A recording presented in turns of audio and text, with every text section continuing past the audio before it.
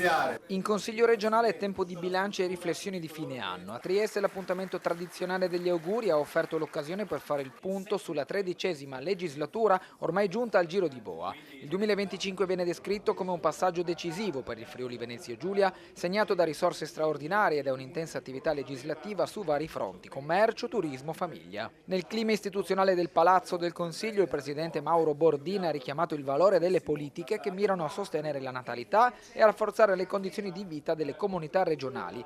Temi già oggi al centro della discussione pomeridiana del Consiglio e che per la maggioranza continueranno a orientare anche il lavoro del 2026. Il 2025 è stato un anno molto importante per il Consiglio regionale perché abbiamo avuto a disposizione risorse enormi che abbiamo cercato di impiegare nel miglior modo possibile a favore delle famiglie, dei cittadini e delle imprese del Friuli Venezia Giulia. Abbiamo approvato anche importanti leggi di settore, in particolare legate al commercio, al turismo e alla famiglia. E proprio sulla famiglia questa legge di stabilità si è concentrata tantissimo con una nuova misura che vuole promuovere la natalità. Siccome credo che essere genitori sia una delle cose più belle che possono capitare nella vita, ecco, io mi auguro che non solamente economicamente ma anche dal punto di vista culturale si riesca a trasmettere questa voglia all'interno della comunità regionale. Accanto a lui il governatore Massimiliano Fedriga, che ha sottolineato il ruolo del confronto politico, a tratti acceso ma sempre costruttivo, che ha permesso di dare risposte condivise ai cittadini. Un momento di saluto dunque, ma anche di prospettiva, che apre alle sfide del nuovo anno e al dibattito sul futuro del territorio.